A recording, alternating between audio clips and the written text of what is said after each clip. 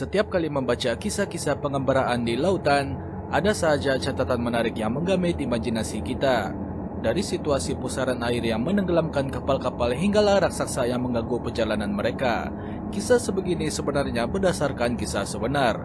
Contoh paling mudah, Kraken. Kraken ialah sejenis spesies cumi-cumi raksasa yang menghuni kawasan dasar laut yang gelap antara 1.300 hingga 3.000 kaki dan boleh membesar sehingga 40 kaki panjang. Tetapi tidak banyak maklumat yang diketahui tentang spesies ini, termasuk cara ia membiak, bagaimana ia bermigrasi dan usia sebenar sotong ini. Kajian genetik menunjukkan haiwan ini telah wujud sejak 730.000 tahun lalu. Dan menariknya, kisah sotong ini banyak direkodkan dalam cerita-cerita rakyat baik zaman dahulu hingga zaman moden. Sotong ini menjadi inspirasi raksasa Kraken dalam kisah-kisah orang Norse dan novel karangan Jules Verne bertajuk 20,000 Leagues Under the Sea. Dalam catatan The Natural History of Norway pada tahun 1755, sotong ini digambarkan sebesar beberapa buah pulau kecil. Dan bila ia kembali ke dasar laut, ia menghasilkan pusaran air yang memerangkap sesiapa saja berada di situ. Mungkin ada menganggap sotong sebegini lahir daripada imajinasi liar kelas yang ketakutan atau mabuk semasa berada di atas kapal. Tetapi secara perlahan-lahan, orang mengakui kewujudan spesies ini. Bukti paling mudah ditemui pada ikan paus Nayan seperti kesan penghisap pada badannya. Selain itu, saintis turut menemui muncung cumi-cumi raksasa ini dalam perut ikan paus Nayan.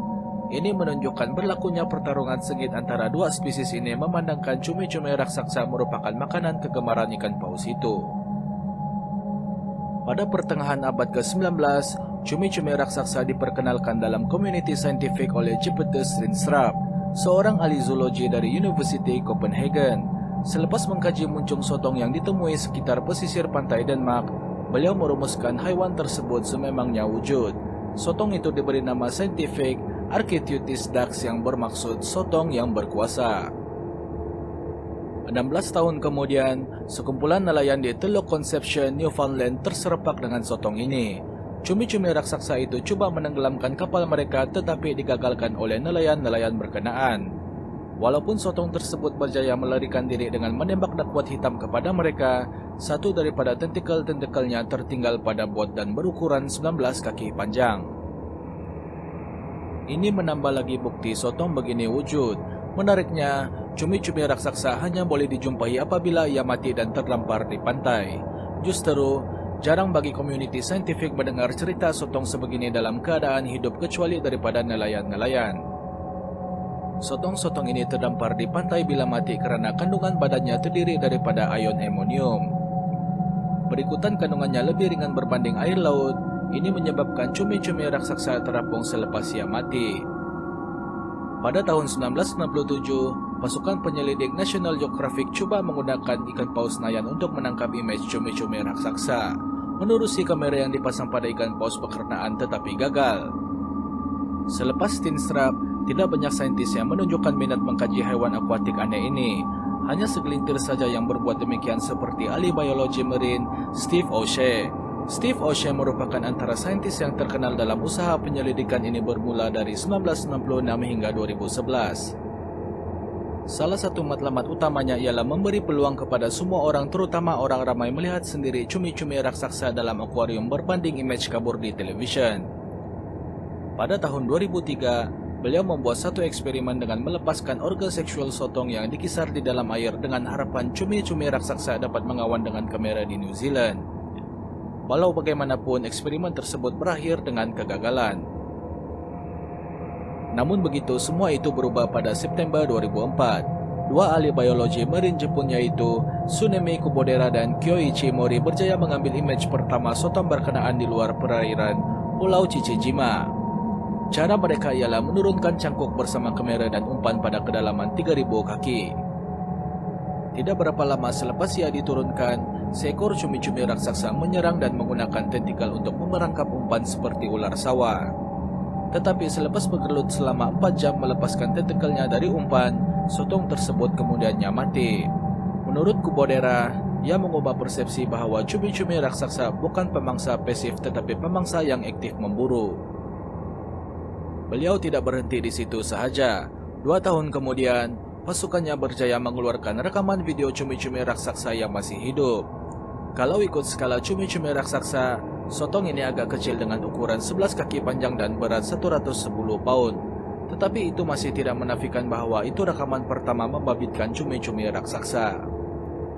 Setahun selepas itu, cumi-cumi raksasa seberat 550 pound dan 6,5 kaki panjang ditemui terdampar di Tasmania. Hasil pemeriksaan kurator Museum Tasmania mendapati cumi-cumi raksasa tersebut merupakan yang terbesar dalam spesies berkenaan dengan tentakelnya berukuran 26 kaki panjang sama dengan sebuah bas.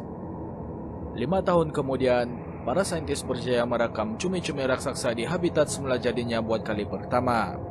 Ia berjaya dilakukan oleh sekumpulan saintis diketuai Edith Wide menerusi kamera yang hanya memancarkan cahaya berwarna biru.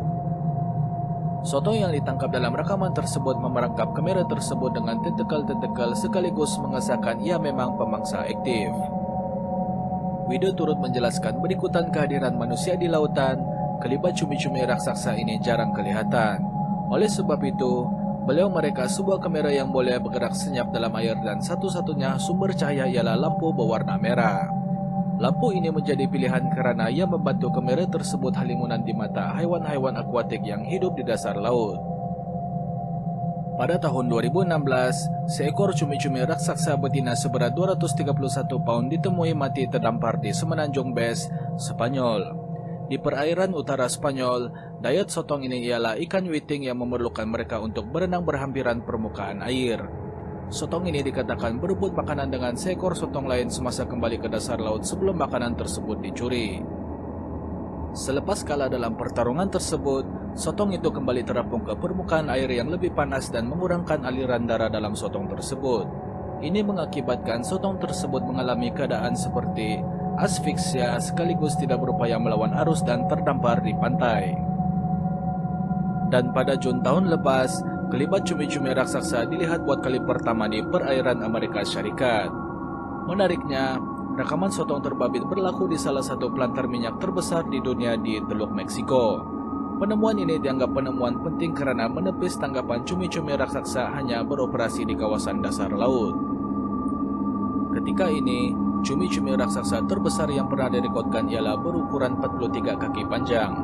Tetapi para saintis merasakan sotong ini boleh membesar sehingga 66 kaki panjang, melebihi sotong irigasi yang berukuran 45 kaki panjang. Kedua-dua jenis sotong mempunyai mata terbesar di dunia berukuran 12 inci lebar. Saiz mata besar ini diperlukan untuk melihat awan biopendar cahaya, penanda ketibaan ikan paus nayan. Muncung tajam yang terletak di tengah-tengah lengannya akan mensaring mangsanya dalam bentuk ketulan-ketulan kecil sebelum dikisar oleh organ seperti lidah yang diliputi dengan gigi. Dalam satu rekaman 2014, cumi-cumi raksasa tidak mengoyak umpan seperti disangka, tetapi dalam gigitan-gigitan kecil agar ia tidak tercekik. Cumi-cumi raksasa mempunyai 8 tentakel dengan 2 daripadanya digunakan untuk menangkap mangsa, tetapi tentakel ini tidak mempunyai otot untuk mencekik mangsa. Justru, bila ia terlihat haiwan yang lebih besar seperti ikan paus nayan, satu-satunya pilihan ialah membuat langkah 1000. Di sebalik itu, mana-mana haiwan yang terperangkap dengan tentakel cumi-cumi ini tidak berpeluang melepaskan diri. Memandangkan bilangan cumi-cumi raksasa yang banyak di lautan-lautan dunia, ia bukan saja cukup untuk menampung diet ikan paus nayan. Malah, ia juga dilihat sebagai penanda sama ada sesebuah lautan itu sehat atau tidak. Tetapi disebabkan aktiviti perikanan melampau dan perubahan iklim, secara perlahan-lahan ia mula membunuh populasi haiwan akuatik berkenaan.